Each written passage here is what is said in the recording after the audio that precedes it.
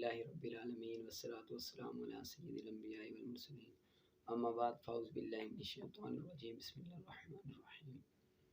آگے ابو حنیفہ عن محارب عن ابن عمر قال قال رسول اللہ صلی اللہ علیہ وسلم من صلی بعد العشاء 4 رکعات۔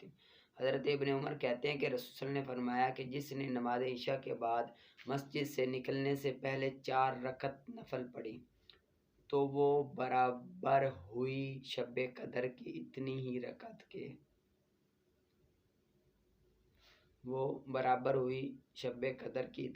کے یعنی کہ گویا کہ اس نے شب قدر میں 4 رکعتیں ادا کی، اتنا اس کو ثواب ملے گا۔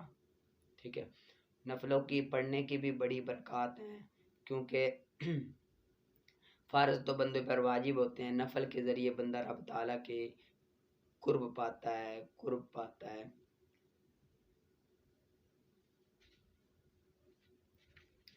آگے حضرت ابن عمر کہتے ہیں کہ رسول نے فرمایا کہ جو شخص نماز عشاء کے بعد 4 رکعت پڑھے جن کے بیچ میں سلام نہ پھیرے، پہلی رکعت میں الحمدللہ اور تنزیل پڑھے، سورۃ تنزیل پڑھے، ٹھیک ہے، اور دوسری میں الحمدللہ اور حامیم الدخان پڑھے، تیسری میں الحمدللہ اور یاسین، چوتھی میں الحمدللہ اور تبارک کلذی سورۃ ملک، تو اس کے لیے شب قدر میں قیام کا ثواب لکھا جائے گا، اور اس کی شفاعت اس کے ان تمام گھر والوں کے حق میں جن کے لیے دوزخ واجب ہو چکی ہوگی قبول کی جائے گی، اور وہ خواہ عذاب قبر سے چھٹکارا پائے گا، وہ خود عذاب قبر سے چھٹکارا پائے گا۔ یہ حدیث حضرت ابن عمر سے بھی مرفوعاً مروی ہے، ٹھیک ہے۔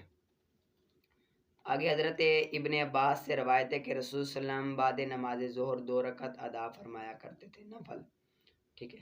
آگے حضرت ابن عمر کہتے ہیں کہ رسول صلی اللہ علیہ وسلم نے فرمایا کہ گھروں میں بھی نماز پڑھا کرو اور ان کو قبرستان نہ بتاؤ، یعنی کہ نفل نماز یہ گھر پڑھنے کے بارے میں ترغیب دلائی گئی کہ یہ افضل ہے گھروں میں جا کر پڑھنا، کہ ان کو قبر نہ بناؤ، اس بارے میں، ٹھیک ہے، یہ یاد کر لینا۔ آگے نکالیں آپ شرح قائد کا وَذَهَبَ جُمْهُورُ الْمُحَقِّقِينَ إِلَىٰ أَنَّهُ هُوَ التَّصْدِيقُ بِالْقَلْبِ وَإِنَّمَا إِقْرَارُ شُرِطَ لِإِجْرَاءِ الْأَحْكَامِ فِي الدُّنْيَا لِمَا أَنَّ تَصْدِيقَ الْقَلْبِ أَمْرٌ بَاطِنٌ۔ یہ یہاں سے دوسرے مذہب کو بیان کر رہے ہیں جو جمہور محققین اور امام اعظم کا مذہب ہے کہ ایمان تصدیق قلبی کا نام ہے، اور جو اقرار ہے نا وہ دنیا میں احکام جاری کرنے کے لیے شرط ہے۔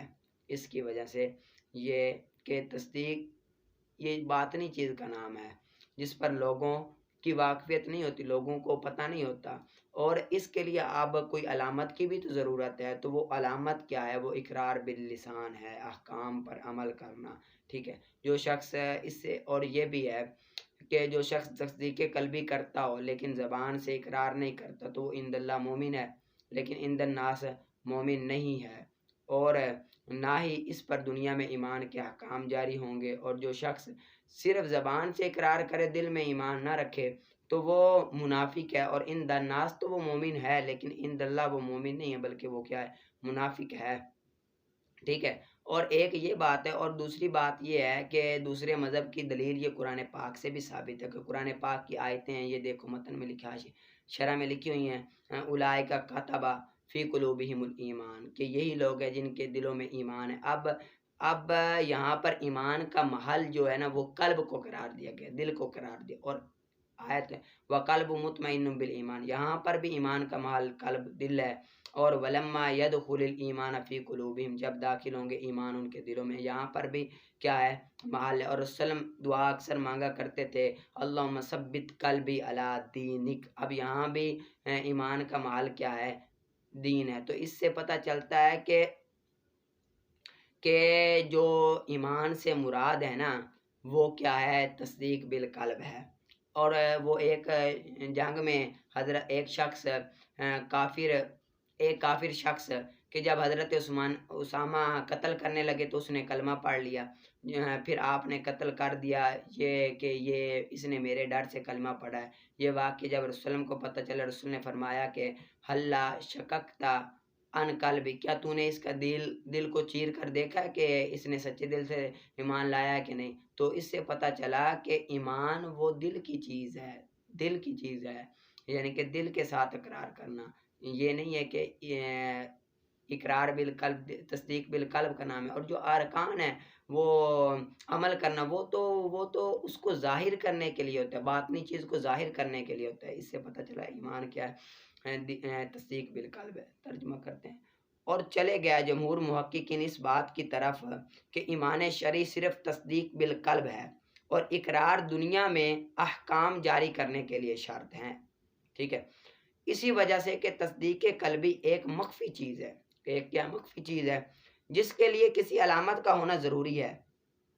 तो जिसने अपने दिल से तस्दीक की और अपनी ज़बान से इकरार नहीं किया तो वो अल्लाह के नज़दीक मोमिन है, अगरचे वो दुनिया के अहकाम में मोमिन नहीं है, दुनिया के अहकाम में मोमिन है। और जिसने अपनी ज़बान से इकरार किया और दिल से तस्दीक ना की, जैसा कि मुनाफिक, तो वो बरअक्स है, इसके बरअक्स है, वो मोमिन नहीं है अल्लाह के यहाँ। लोगों के यहाँ तो मोमिन होगा, अल्लाह के यहाँ मोमिन नहीं। और यही शेख अबू मंसूर अलैहि रहमा का मुख्तार है, अबू मंसूर मातुरीदी अलैहि रहमा। और नसूस इसको मुअय्यद हैं, इसकी ताकीद के लिए आए हुए हैं, जिससे अल्लाह ताला ने फरमाया उलाइका कतब फी कुलूबिहिमुल ईमान, और फरमाया कल्बुहुम मुतमइन्नुन बिल ईमान। और आगे अल्लाह ने फरमाया वलम्मा यदखुलुल ईमान फी कुलूबिहिम। और रसूल ने फरमाया ए अल्लाह मेरे दिल को अपने दीन पर साबित रख। और फरमाया हज़रत उसामा रज़ियल्लाहु अन्हु ने जब कि इन्होंने कत्ल कर दिया इस शख्स को जिसने ला इलाहा इल्लल्लाह कहा था, कि तूने इसके दिल को चीर कर देख लिया। तो इससे पता चला कि ये जो ईमान है वो तस्दीक कल्बी का नाम है। बाकी रही अमल, तो वो तो क्या है, एक शर्त है उस ईमान के पाए जाने के लिए। ठीक है, इसको आपने अच्छी तरह से याद कर लेना, मेहनत करके आगे निकालें आप। उसूल शाशी का, उसूल शाशी का पीछे आपको समझ आ गई थी। आगे बिखिलाफी कौलिही अंति तालिकुन वाहिदतन ला बल सिनतन, अगर कोई शख्स कह दे अपनी बीवी को, कोई शख्स ये कह दे अपनी बीवी को, अब यहाँ से एक तो ये बता रहे हैं कि इमाम ज़ुफ़र ने मसला इकरार को तलाक पर कियास किया, ये उनका कियास दुरुस्त नहीं है। क्यों दुरुस्त नहीं है? क्योंकि खबर को इंशा पर कियास नहीं कर सकते, खबर को इंशा पर कियास नहीं कर सकते, ये दुरुस्त नहीं है। एक ये बना चाहते हैं। ठीक है, क्यों इंशा पर नहीं कर सकते? कि इसके बरखिलाफ उसका कौल अंति तालिकुन वाहिदतन ला बल सिनतन, इसलिए कि ये इंशा है और वो इखबार है, और वो गलती इखबार में होती है ना कि इंशा में।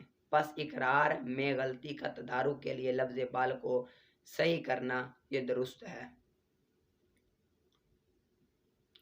यहाँ से ये बता रहे हैं कि गलती जो है वो का तदारुक वो फ़कत किस में होता है, इखबार में होता है। इंशा में गलती होती नहीं है, वो तो मुतय्यन के लिए इंशा होता है। हाँ, एक सूरत है कि तलाक को भी इखबार के कबीले से अगर जिक्र करें तो उसमें रुजू हो सकता है, उसमें रुजू हो सकता है। जिस तरह के कोई बंदा अगर कह दे कुन तू तल्लक तू की अमसी वाहिदतन ला बल सिनतन, तो इस सूरत में अब कुन तू तल्लक तू की अमसी वाहिदतन, मैंने गुज़श्ता कल तुझे तलाक दी, कल तुझे तलाक दी, एक नहीं बल्कि दो, लिहाजा ये इखबार है। अब मातूफ साबित होगा और सिर्फ दो तलाक़ें बाकी होंगी, मतूफ अलैह की नफ़ी कर देंगे, मतूफ साबित होगा। तो ये जब इंशा को तलाक पर हम, यानी कि खुलासा कलाम ये है कि उनका जो कौल था कि उन्होंने इकरार को इंशा, इखबार को इंशा पर कियास किया, ये दुरुस्त नहीं है,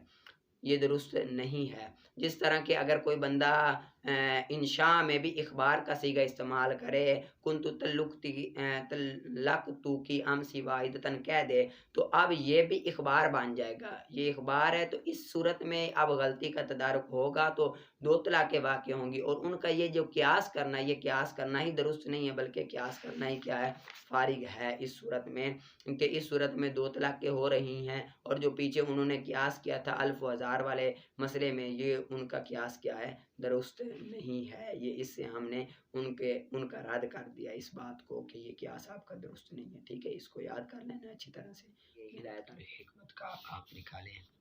ثم الحرکت علی اربعۃ اقسام، یہاں سے حرکت کی دو تقسیمات جو ہوتی تھی، اس میں سے پہلی تقسیم مقولہ ہے اور دوسری تقسیم فاعل کے اعتبار سے ہے۔ پہلی تقسیم مقولہ ہے اور دوسری تقسیم فاعل کے اعتبار سے۔ پہلی تقسیم کے تحت حرکت کی 4 قسمیں ہیں۔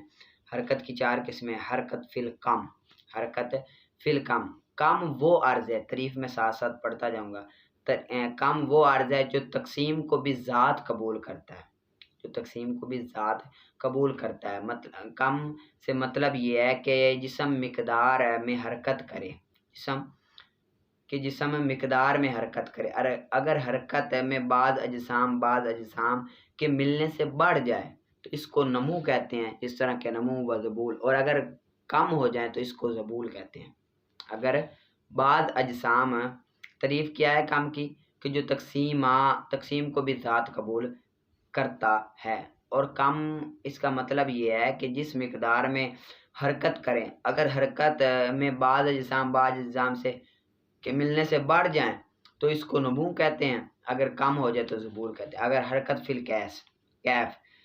کیف وہ عرض ہے جو بذات تقسیم اور عدم تقسیم کو قبول نہ کرے، بذات تقسیم اور عدم تقسیم کو قبول نہ کرے، یعنی کہ مراد یہ ہے کہ جسم ایک کیفیت سے دوسری کیفیت کی طرف حرکت کرے صورت نوعیہ کی بقا کے ساتھ، صورت نوعیہ جو ہو وہ برقرار رہے لیکن ایک چیز سے دوسری چیز کی طرف منتقل ہو اور کمی زیادتی بھی نہ ہو، ذات تقسیم اور عدم تقسیم کو قبول نہ کرے، تقسیم اور عدم تقسیم کو قبول نہ کرے اور کمی زیادتی بھی نہ ہو۔ جس طرح کہ پانی ہے، پانی کا ٹھنڈک سے گرم ہونا، پانی ٹھنڈا تھا اب گرم ہو گیا تو اب تقسیم کو بھی قبول نہیں کر رہا اور ایک کیفیت سے دوسری کیفیت کی طرف تبدیل بھی ہو رہا ہے۔ جس طرح کہ پانی کا گرم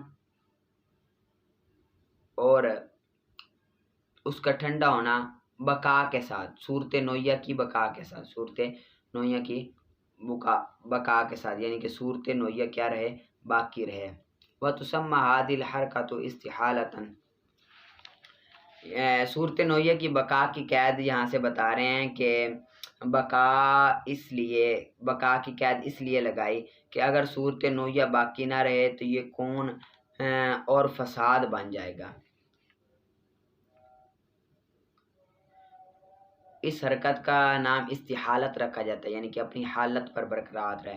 اب یہ وجہ بیان کر رہے ہیں کہ صورت نوعیہ کی قید لگانے کی وجہ کیا ہے۔ تو صورت نوعیہ کی قید لگانے کی وجہ یہ ہے کہ اگر صورت نوعیہ کی قید نہ لگاتے، باقی نہ رہے تو یہ کون اور فساد بن جائے گا، یعنی کہ یہ کیا حرکت کون اور فساد بن جائے گا، ٹھیک ہے۔ آگے حرکت فی العین،